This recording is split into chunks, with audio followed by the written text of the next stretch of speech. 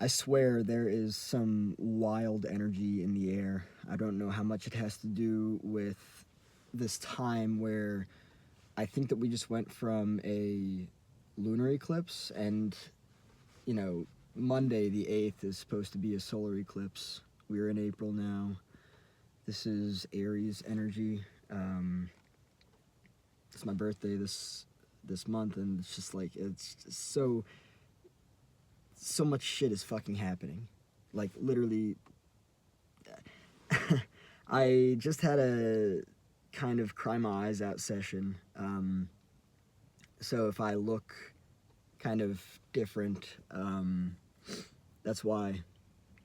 I'm feeling very overwhelmed, and I kind of want to talk about something that I think might present itself. I mean, I understand that a lot of people think that, you know, there's different things going on specifically with the energy dynamic between, you know, the lunar eclipse and the solar eclipse happening. Um, there's something happening because there's some seriously fucking wild energy in the air, and I'm feeling really different as an individual, and I'm also kind of I'm trying as hard as I can to choose love, but I'm sort of choosing fear um, as I make choices and decisions. Um, I want to talk about needs in an individual. And when I say that, I'm specifically referring to like psychological, mental, emotional needs. Um, and not just like what a person can fulfill for themselves, but even more so like what other people can fulfill for a person.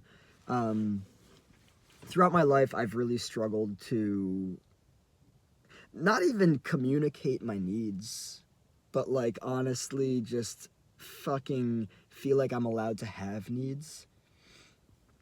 I'm not going to say what it is that kind of led me to feel that way.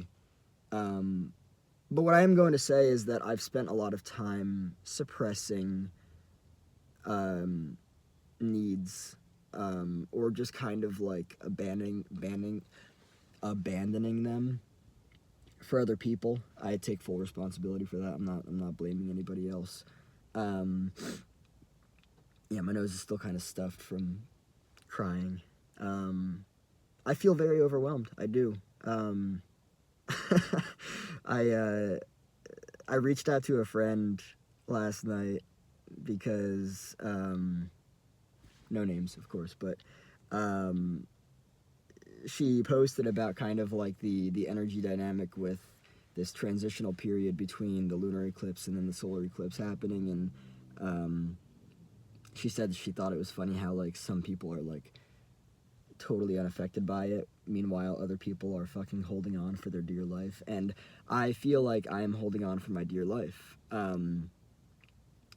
because I am choosing the unknown. I'm choosing differently, and I'm trying to choose love. And specifically within this, like, um, I'm really, and again, it's entirely my doing. I'm not pointing the finger at anybody else for this. I take full responsibility for it. But I'm really fucking tired of allowing myself to feel like I can't communicate needs to other people, like things that I need from other people.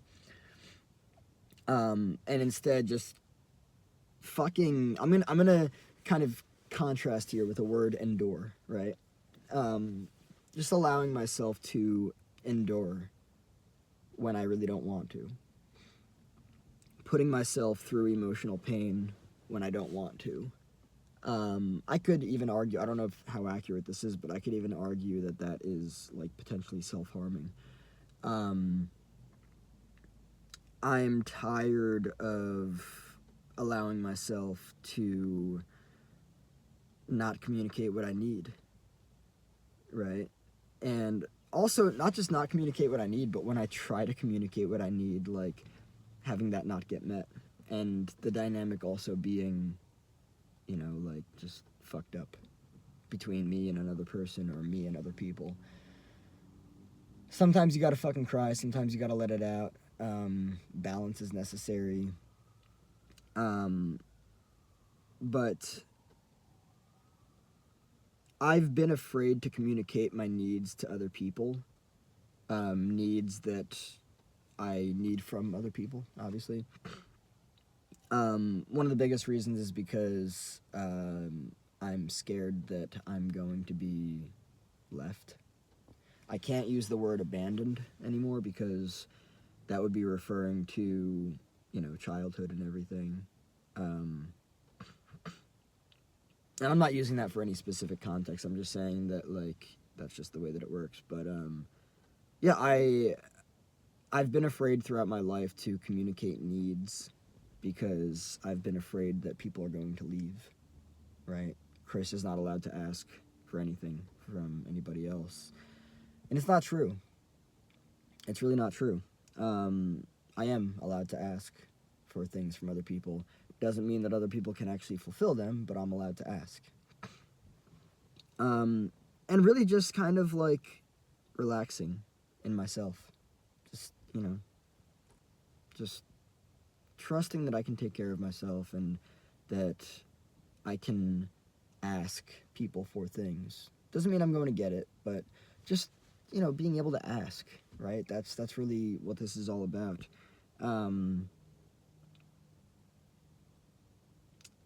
Letting go of being afraid of what people will say, or the potential that it's just not going to be possible for Chris.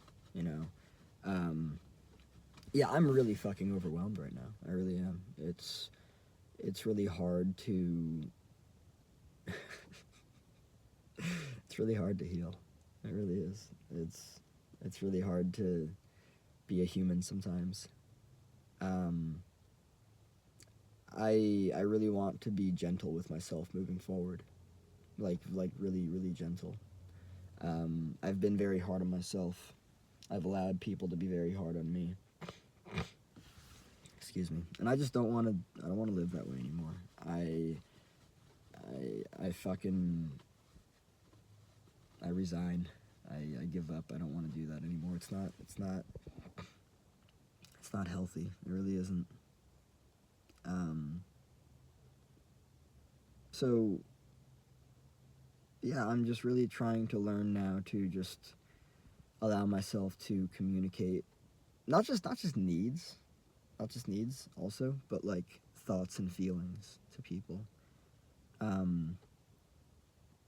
I haven't in the past, and I'm really trying to correct that now because I want better for myself. I deserve better for myself. I've given a lot to people throughout my entire life, and I'm not going to stop doing that, but I'm going to more so have limits and,